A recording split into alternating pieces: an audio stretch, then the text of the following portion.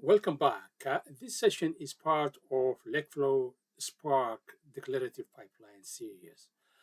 And this is session number 4 or part 4.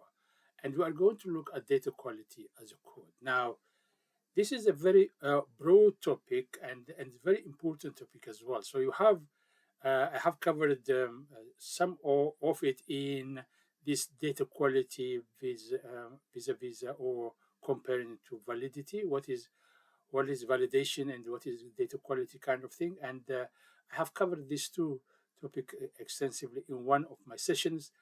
And also data quality is because it's big topic.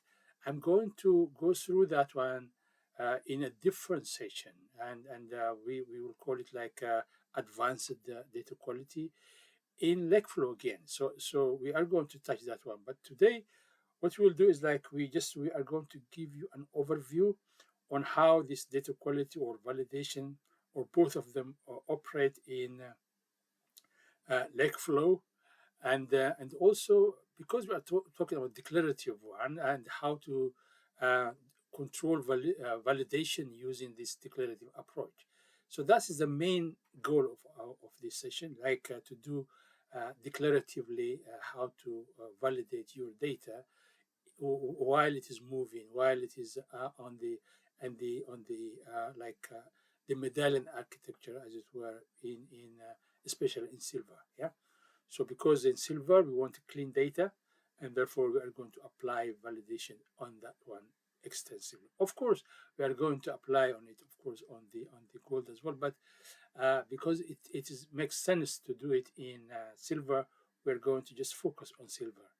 Yeah. Now, before we start though, just I want to make sure that you understand what this data quality as a code means or validation as it were. So if you can just visit that session about the validation and data quality and their comparison, it will be very useful and it's going to help you to understand what I'm talking about here. Now, uh, most of these areas are like the overlap between the two, meaning the validation and data quality. But here is mainly validation because what you want to do is like if something gets wrong, we need to validate first, and then we need to quarantine it or to stop it. Like we said before, validation is like a binary, yes or no kind of thing, and whether the data is valid or not.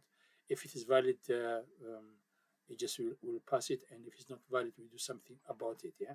So this is the main focus here, and the data quality, of course, is a continuous process, and there is like a tool within Databricks we can monitor what is happening with your data, and data quality is mainly deals with fit for purpose. Our data should be fit for purpose. Yeah, that's the key part of data quality, and of course, the best one would be to monitor and then rectify it on based on that. Yeah. Now let us start now with this. What are going to outcome of this session today? Now there are three levels of expectations.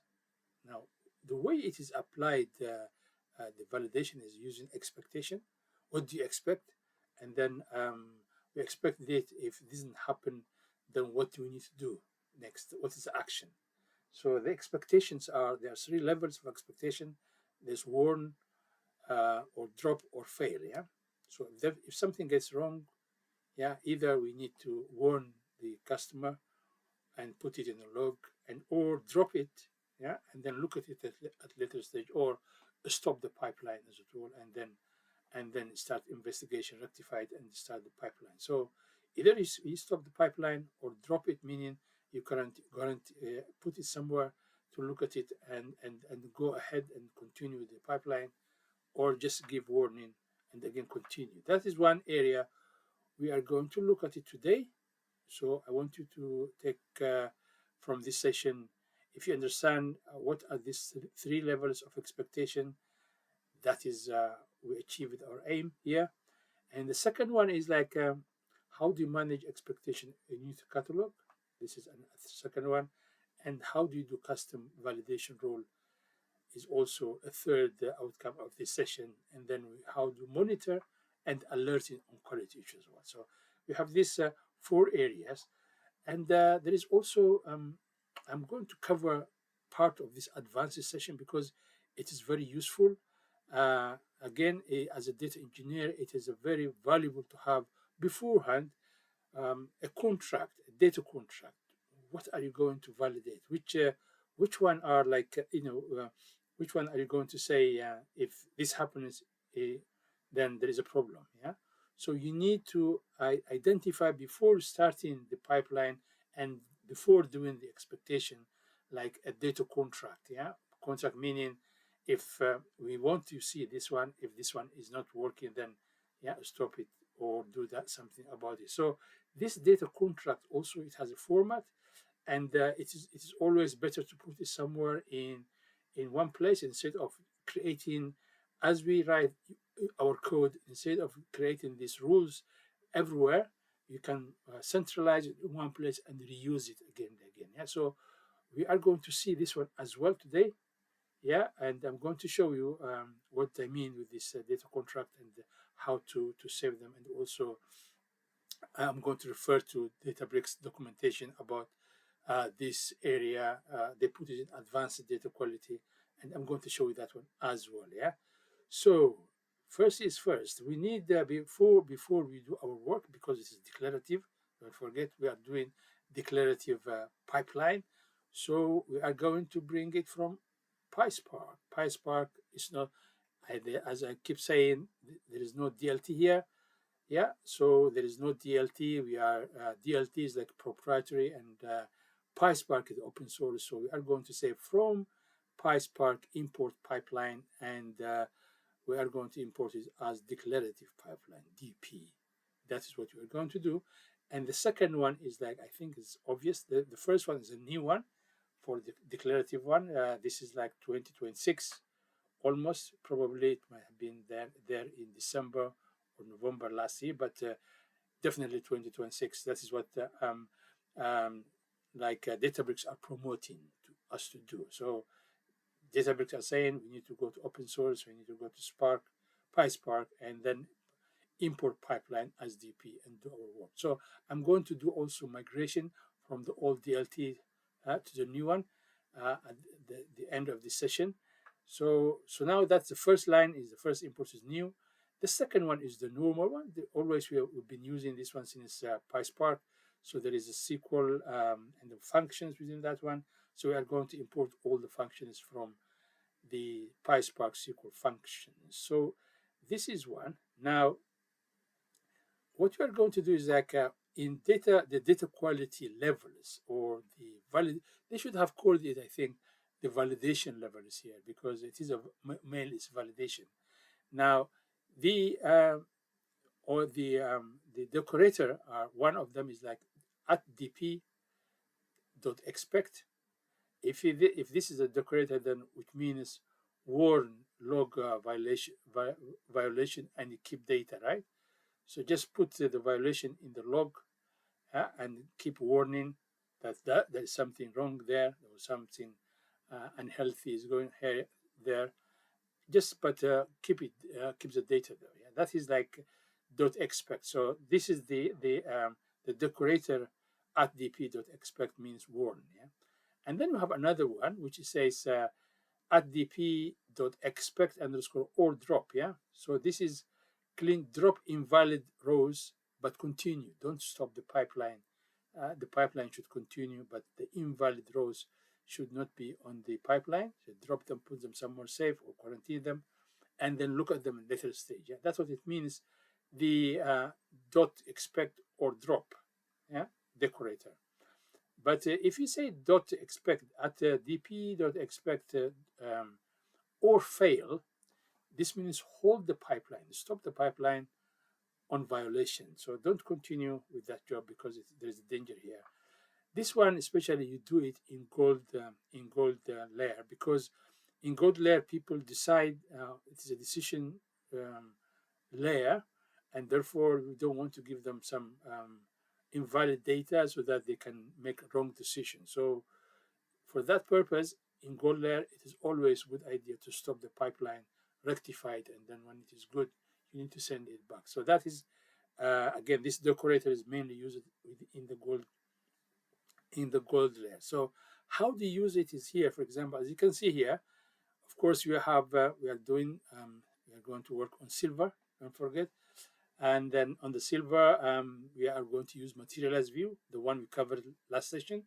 So this is materialized view, and we are going to validate. So what we are going to say is like we are expecting a valid email format to be email which have like at stuff. There should be an at and everything before and after is okay, but there should be an at sign on it so that to be a valid email. Yeah.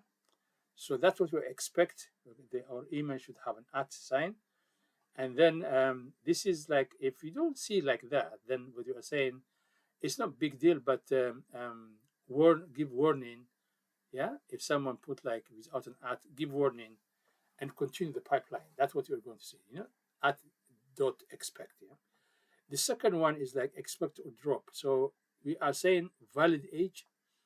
So for example, this is very important in student data. So students should be between specific age, of course, in universities, and also because of that, if that age group is different, even if it is greater than this or less than that, you need to do something here. The age group is, for example, if this we expect like age to be greater or equal to 18, and it's also to be less than 1 or equal to 120. Yeah. So this is what we expect. So if there is an age which is like, for example, 8 or 5 or 10 or 17 or 16, then we need to drop that line, yeah, but continue our work, yeah. That's the pipeline should continue, shouldn't stop. Or if you find, for example, age 130 or 200 or 1,000, something like that, again, you drop that line because it looks like it's not valid for this purpose, and therefore you need to remove or quarantine that line and continue the pipeline. Yeah, it's not a big deal here. Now, the other one is like dot expect or fail. We are saying this is the required fields. Yeah, for example, customer ID is not null and the email is not null. So we want these two to be there. So if there is no customer ID, we cannot do any reporting about customers, and therefore we don't want that. What we're saying here is if there is this kind of data, especially in gold, we say like we need to fail it. But this is like experimental here. So we are saying in silver, if you find like there is no customer there, and not and the email is also null, don't stop the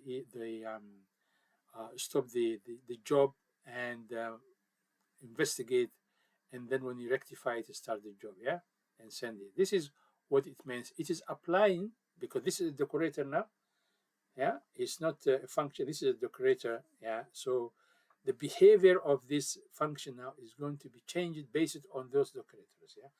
The three decorators we mentioned is going to change the behavior of the function, which we are writing here, silver customer validated one, yeah.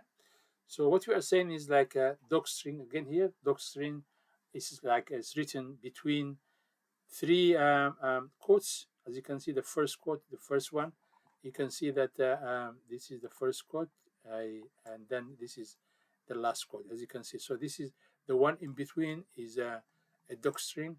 So it's a very useful one. It tells the, especially in AI, is just it tells what to be done. Even here, the Databricks also, it is a Python, of course, information. So what you are saying is we're informing the Python code that because we are doing declarative, remember, it's not like it's not the other traditional method we are using. This is declarative one. So we are informing the system that level 1 is going to be warn, email format, log, but keep it, yeah. And level 2 is going to be clean, age validation. We are going to do the clean data. We are going to clean it, of course, drop invalid one, and just give me clean data as it were now. And then level 3 is halt, yeah, required field, and therefore fail pipeline. So that's what they are going to do. And then we are returning, of course, this one, customer ID, first name, last name, account, and so on and so forth. So this is, we are selecting Remember, we said we need to select the columns we need. We shouldn't just select the star, select everything. We need to have a specific select. Yeah, this is a good practice. So this is one implementation of the warnings and the hold and the cleaning. Yeah, the declarative quality validation. I will call them validation here. Now you have advanced validation logic here. Yeah, you can also on the what need to be done. You can use SQL expression, for example. For example, valid amount. Yeah. So if you say amount is greater than zero and amount is less than 100,000, for example, this is like what you put in SQL. Yeah. So this is you can use a SQL like rules as well. So you need to say this is advanced validation logic. So this is a valid amount, this is the name, and this is what it should be. Yeah. And then what about valid currency? Currency should be in US dollar, Europe, or GBP. Yeah. So this is the currency. So that again, so it's SQL like logic. And also we are saying valid status, and status in pending, completed, and cancelled. That's what we're expecting on the status. So not other status at the moment. Yeah. So if you see other status, then do something. Yeah? This is the expected one. Yeah. So this one, as you see, this 3-1, it says that warn. If this is not the case, then warn the people and log them into the logged table and continue your job. Yeah, that's what it means. Yeah, that's what we are saying to Databricks. This is what you should do. Yeah, we want this one to happen, but this one, if you don't see it, then continue the job. Yeah, don't stop, but log and put warning there. Now, this one is expect or drop is like future date check. Yeah, so transaction date should always be less or equal the current date. Yeah. So this is again, if you find like transaction date is less than the current date, then what you do is like drop it. We want clean transaction date, as it were. Yeah. And now the other one is fail. This is critical field. Again, what you are seeing here is like a SQL kind of SQL rules here. Right? Transaction date less or equal current date. Status in, pending, completed, cancelled, currency in US dollar, euro, or GBP, and amount greater than zero and amount less than this. Yeah. Now it's also the same thing here. Expect or fail critical fields. Now here is very interesting. Here we are putting transaction ID is not null, and customer ID is not null, and amount is not null, and currency is not null. If this all of them together happen there, then fail it. That's what it means here. So what we have done is like in here we have seen uh, the rules applied in these rules here. Now, what is happening here as well is like financial. This is another rule as well here. We're going to apply the financial rules here, and what we are saying here is like required strict validation. So all amount must be positive and reasonable. Yeah. For example, only approved currencies we want, or you can say, for example, valid status codes, or no future dates transaction, or all critical fields required. So this is mainly you see them this kind of rules in financial data, yeah, data which is related to finance. Now, another area is like you can also see the in finance as well, yeah. The this here, for example, expect reasonable quantity should be greater or equal to 1, and quantity should not be like this, or discount positive. It's retails industry, for example. Yeah. So orders with business rules validation. Yeah, so you want to do like a validation for orders. Yeah, which have uh, rules validation. So you are saying quantity should be greater than one, and quantity should not be less than 1,000. We have seen, I think, the before. The only difference is here the discount. Yeah, and this is like another implementation. Discount should always be like a positive discount is you are expecting to be discount greater or equal to zero, and discount less or equal to 100. If that is not the case, then give warning but continue the pipeline. Now that's and then you have a valid total. Total should be unit price that times quantity, unit price times quantity, and all and so on and so forth. The percentage, yeah, valid total, and this is what you expect, yeah. And then you have the if this is not the case, then do like this is again calculation. You can see this minus this divide by this, and this is from business. Is coming from the business rules. And if you want to understand it more, it's better to ask the business manager or the person who is like responsible for the data. Yeah. Now, and then you have this if this happens now, the business rule could be like they don't want to stop the pipeline. They want to be warned. Yeah. So the warning should be there and it should be logged. Yeah. But if this happened like delivery date after order, yeah, and then therefore you drop the line. Yeah. And this is cleaning. So quantity must be reasonable, discount percentage valid, total match calculation, and delivery cannot be before order. Yeah. So this is again one rule in here. And also you have a couple of them, of course, the rules, I think, yeah. And also here is the rules here is like event with temporal validation. Yeah. So no future date is, for example, event timestamp should not be, for example, if you have an event, yeah, the event timestamp should not be less than or equal to the current date. I think we saw that one similar to this one. Recent data event timestamp should be greater or equal to date sub and the current date, in this range. And then you need to drop valid date range event stamp if it's greater than this date, yeah. And this you applied it on event silver, yeah. So event cannot be in the future. Date should be recent, yeah, within 1 year. Data should be recent, yeah, within 1 year.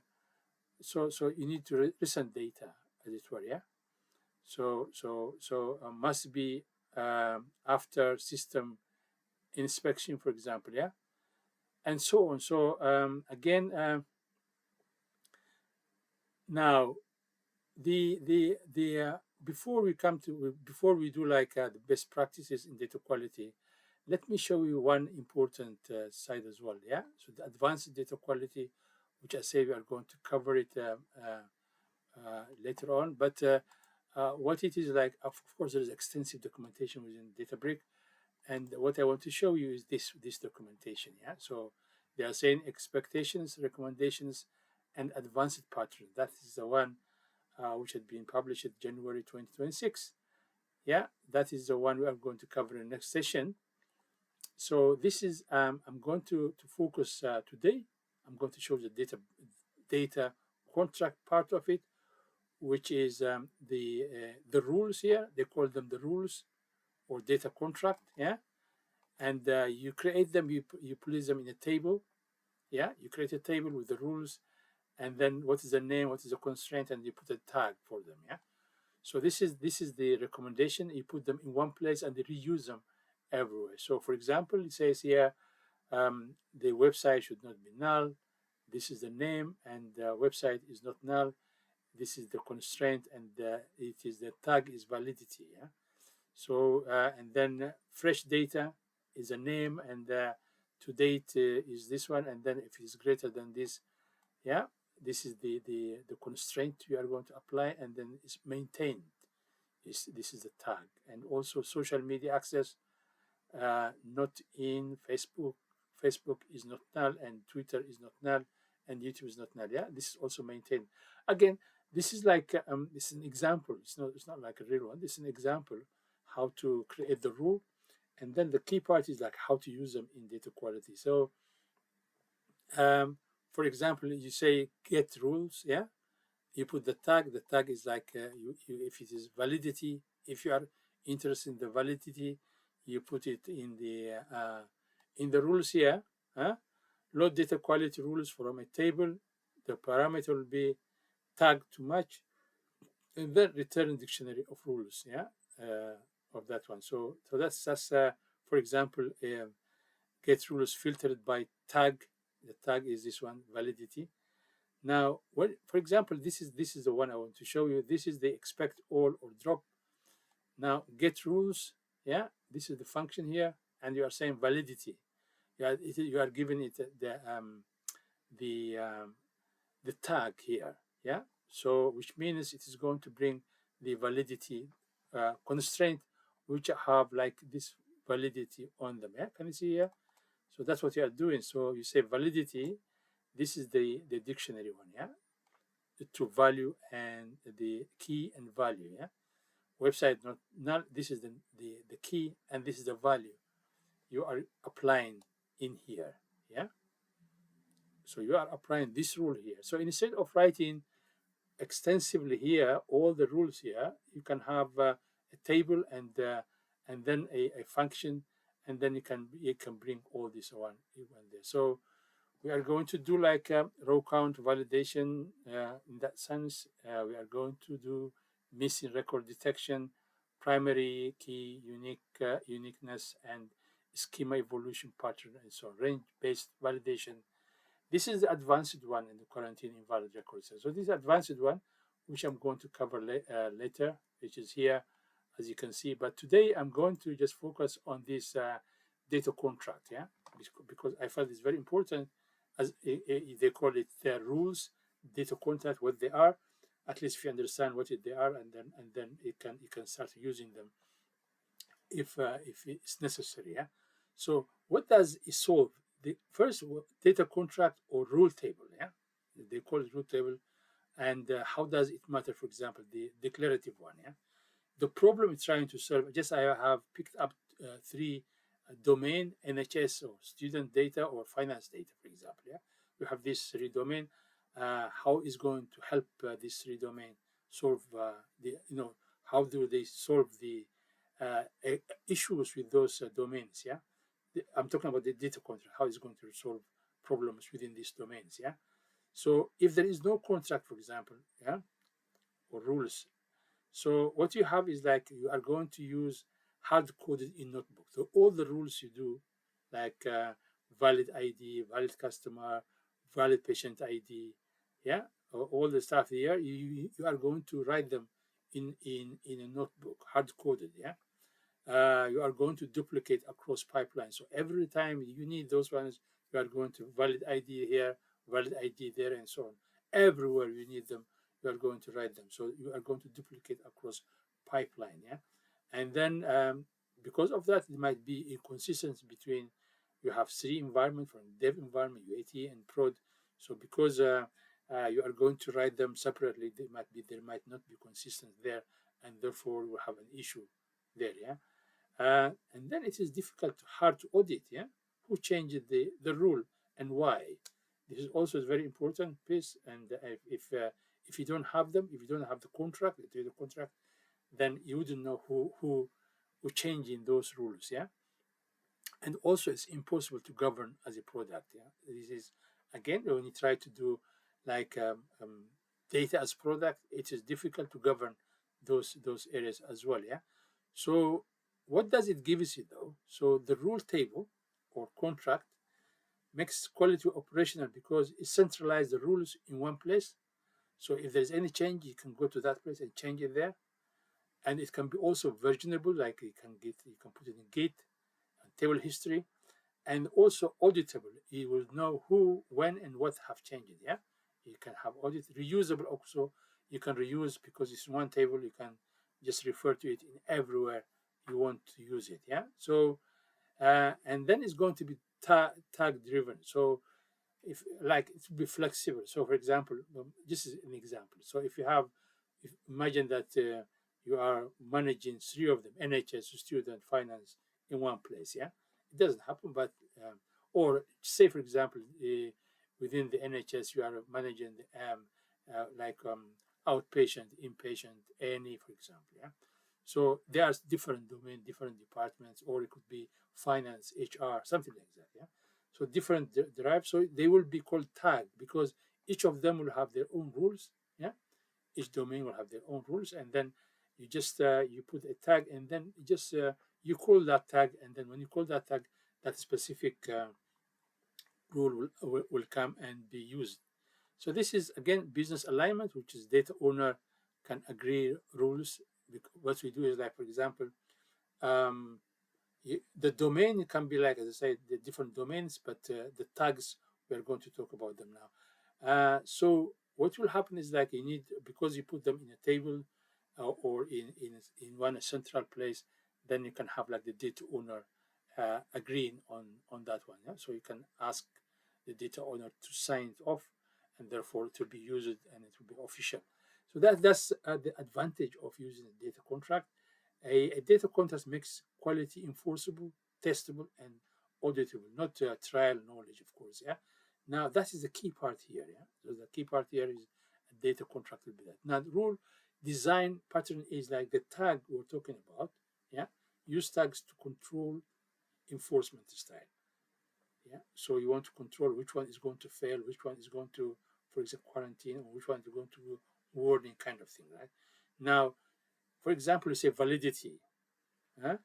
The row is not allowed. You shouldn't be there. You should drop it. Yeah, this is like or failed as well. So that row, you say if you put a validity tag in the table, for example, which means that row should not be allowed to continue. It should, or either should be uh, like quarantined or dropped, or also you can also fail if it is critical. Now, maintain it though is data health rules, like expect all, like it's information or warning kind of thing. Yeah, you can monitor this for monitor purposes, and compliance means regulatory or safety usual fail if in NHS and finance. Yeah, so these tags will help you do something on the data quality or validation side. Now, for example, in NHS, if you see NHS, for example, patient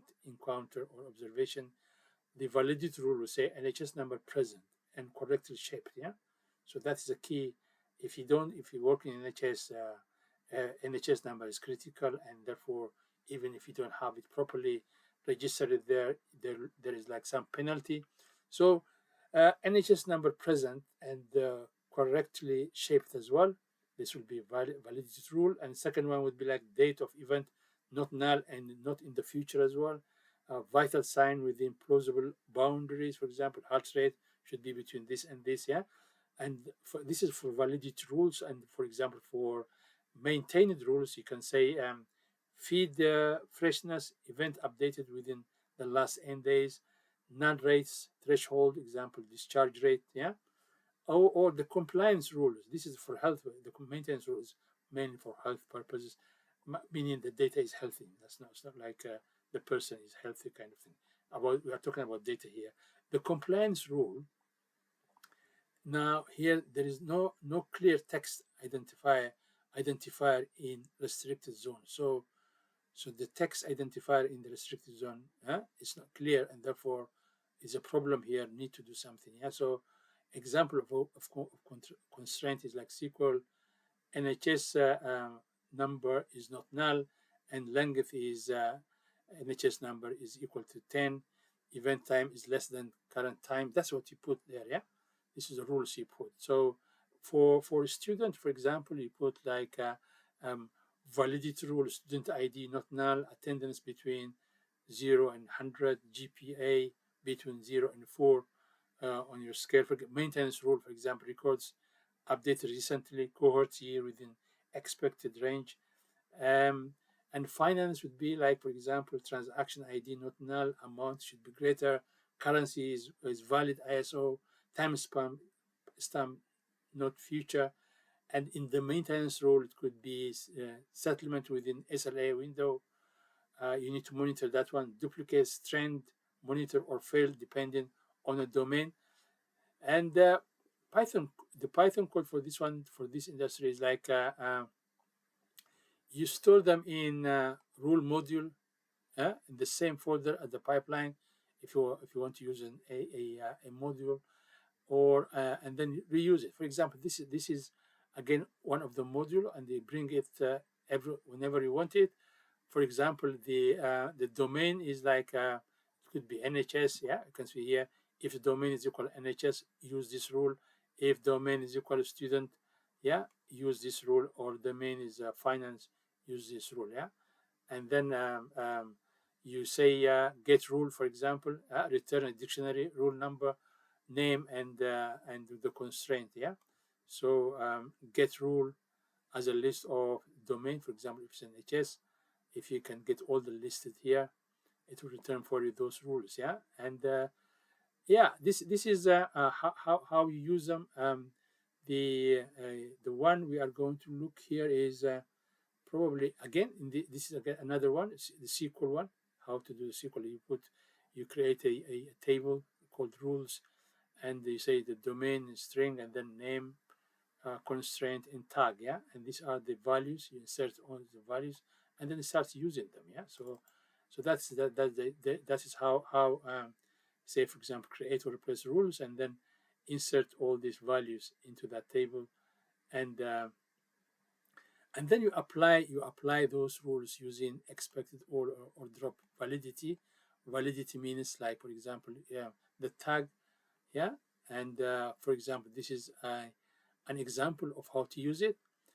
So for example, even in here, you use it to the domain. For example, the student. This is like a variable student, and then the table name. For example, the table name will be student and row. Yeah, you can use it even here on the to name the table, the decorator. The key part here, though, what you are interested here is this one. So what you want is like get rules, and then give it a domain, which is a student, and then give it validity, and then it is going to choose whatever the validity is, and then the write it bronze, the domain is student row source. Yeah, this is again you are using this domain here, but the key part is this one, this decorator. You are not just putting anything here, just you are saying you are calling this rule with a domain, and you want validity, and then it will give you all the is here. For example, you are saying the tag is validity. If there is validity here, it will going to give you, you say the NHS and validity, and then it will give you the name, which is going to be event time, for example, not future, and then and the event time should be less. This is a value. This is a key, and this is a value. Yeah. So that's what you are going to get. The rules, you make it flexible. The key part is a data contract will be maintained in one place, agreed by the data owner or the main stakeholder, and also it is very useful for auditing and for debugging and for good practices as well. So I think I'm going to cover it separately, but I thought it would be very useful to see one example here. As you see here, I have a couple of things like the quality for missing recent the detection, primary key uniqueness violation, quarantine pattern, range based validation, and so on. It is coming from here. Yeah, this is the rules I'm bringing it. I'm just reusing it here in this is like a generic one. I'm just using student finance and so on data here. Yeah, so all the one primary key uniqueness is here, and range based validation is here, and guarantee quarantine invalid records is here as well. So all everything is here, but I put I'm going to have one session, a separate one, next time. Now let us return back to the good practices. which we need to follow in data quality, the still declarative pipeline, the Spark declarative pipeline. I must stress we are just using the Spark declarative pipeline now. And for that, the data quality or the validation, basically. So it should be again the expectations should be by criticality. It's a warn, drop, and fail. Use descriptive expectation names if you are going to use again and again. But if you are going to if you are going to use the data contract, you can all these ones you put them in the table. But again, use descriptive expectation name, test expectation with sample data first, the monitor expectation failure rates on the monitoring side. This is very important for data quality. For the validation is again, this is a combination. The validation is to either to quarantine or to fail or to continue. This is a validation that get. We say it's binary, either you do something or you don't. But the monitoring side is the data quality, so you need to go there and then monitor the failure rates, document your business rules in comments as well. So you use Unity Catalog to manage shared rules as well. Yeah. What you shouldn't do here is overuse the dp.expect or fail, because if you overuse it, you make your pipeline fragile. If you keep because you are just guaranteeing that it's going to fail, it's not going to work for you, and therefore you need to be careful. So when you want to use the fail one, especially, as I said, as I keep saying, you need to use it in gold, and it should be like for a business critical one.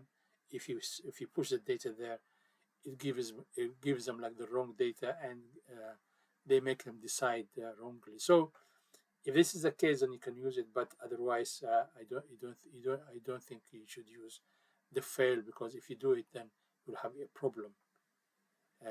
Is going to happen. So write vague expectation names like check one or check two is also not good. You need to have valid ID, time, this, something. It should be like expressive, not like check number one, check number two kind of thing. Yeah, so that's not good. Again, duplicate validation logic across tables also is not good. The logic should not be duplicated everywhere. Ignore expectation metrics in monitoring is also very bad. So the monitoring, the whole idea of monitoring is to take action. So you shouldn't ignore the expectation metrics. In the monitoring side is keep testing edge cases, for example. So again, you need to do, when you do before production, always test, and test.